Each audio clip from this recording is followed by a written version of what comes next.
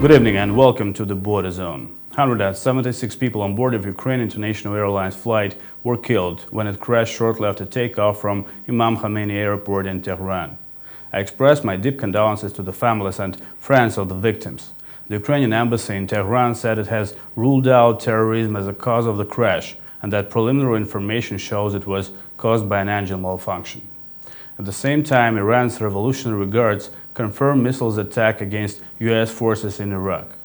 Iran launched a missile attack on U.S.-led forces in the early hours of Wednesday as a revenge for the U.S. drone strike on an Iranian commander whose killing has raised fears of a wider war in the Middle East. The situation changes every minute. To remind, U.S. President Donald Trump authorized airstrikes at the international airport of the Iraqi capital Baghdad, killed General Qasem Soleimani, the head of Iran's Islamic Revolutionary Guard Corps Quds Force. His death has heightened tensions between the two countries and led to regional and international instability. While the U.S. said it would continue to take such action to protect its interests, Iran's leader Ayatollah Khamenei vowed severe revenge. Iran warned that the U.S. would pay a heavy price of this extremely dangerous escalation. General Qasem Soleimani wasn't only one of the most influential people in Iran, but also in Syria, Lebanon, and Iraq.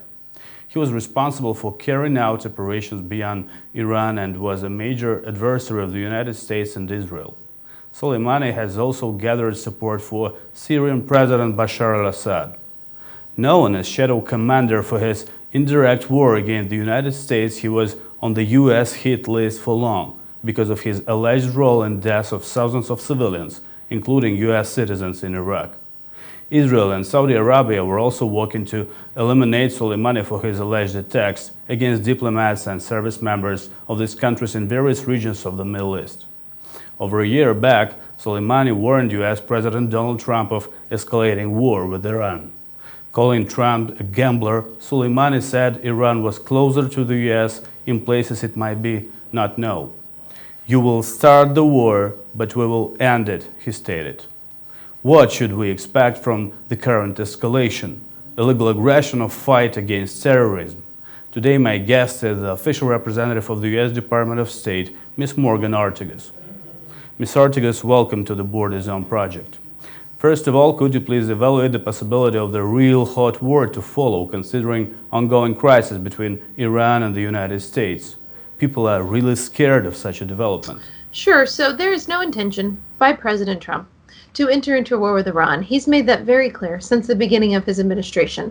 He said two things, and that is that he wants a peaceful resolution with Iran, that he doesn't want a war, but he's also said very publicly that he will not allow Iran to obtain a nuclear weapon. And so that's really what we're focused on here. We took actions, the president took actions that we believe will restore deterrence. Iran has repeatedly begun conducting very provocative attacks against the United States and our allies for the past year, and even longer, but at least for the past year. And of course, in the days leading up to the strike of Qasem Soleimani, we saw an American service members were injured, an American was killed. We saw more attacks on the U.S. Embassy. And so that's why we decided, President Trump decided to take a measure that we believed would deter Iran from taking any further kinetic actions. And we hope this deters them from making any further unwise actions. The murder of Soleimani is widely discussed and considered as a legal act of aggression and international law violation. Russian special forces kill people in Great Britain, Americans in Iraq. Where's the difference? There's absolutely no comparison, and there's so many things that are factually wrong with what you just said, so let me try to take them all on. First of all, this was a targeting. This was not an assassination or a murder, as you just described it, is what happens to political officials. The United States has a law against that, so that's not what happened here. Qasem Soleimani, it's important to remember, was a designated terrorist by the United States and also, more importantly, by the UN Security Council. The whole world recognized that Qasem Soleimani was a terrorist. And so therefore, just as the Obama administration and the Bush administration has done, the President Trump made a decision to take out a terrorist. So equating President Trump's actions with the heinous acts that Russia commits overseas is just a barbaric and untruthful comparison. But US declines to withdraw its forces from Iraq when they're asked to. Iranian parliament just approved a resolution where US Army and Pentagon are named terrorists. What is US position in this regard? Well, I think most of the world thinks anything that the Iranian parliament is pursuing is a joke as it relates to designating the U.S. Again, U.S. designations can legally stand up at the United Nations Security Council, which all member states have to vote on our of the Security Council have to vote on our people that we propose for designation as terrorists. So there's a big difference there. As it relates to Iraq, that's a much longer conversation. I would remind you that the Iraqi parliament passed a resolution. They did not pass a law. Acting Prime Minister Abdul Mahdi has resigned. He is leading a caretaker government. And so I think a lot remains to be seen as it relates to the resolution that was passed without the majority of Sunni and Kurdish parliamentarians present. Do you consider Soleimani as an enemy of the United States, and if yes, why the reaction on his murder is such a different even among elites in the United States? Well, of course he's an enemy. That's why he was taken off the battlefield. As it relates to the reaction in the United States, we have seen very, very positive support from many members of Congress and many of the American people that understood that he was the world's greatest terrorist. He was responsible for killing more Americans than any other terrorist other than Osama bin Laden. We always have people in a democracy who will disagree with policy. We have people that want to pursue different policies in the United States. That's because we're a democracy and people get to have differing opinions. They get to debate them and express those opinions. That's something that you won't see in Russia, for example. You believe that different reactions in the U.S. on Soleimani case is an inner political process? Yeah, so Secretary Pompeo was at the State Department podium today, and he actually talked about this.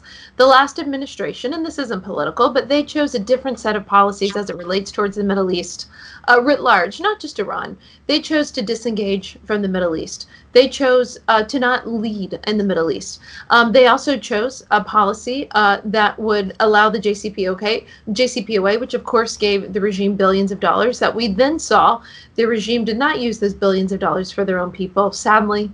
Instead, they chose to give that money to Kataib Hezbollah, to the Houthis, to Hezbollah, to a myriad of Iranian militias throughout the region. And so they chose to place terrorism over their own people. And that's why you've seen the protests of the Iraqi people and the Iranian people and the Lebanese people. China and Russia openly support Iran. Europe and Turkey are also not very happy. How do you evaluate reactions from Europe, and do you think the US have any allies in this war?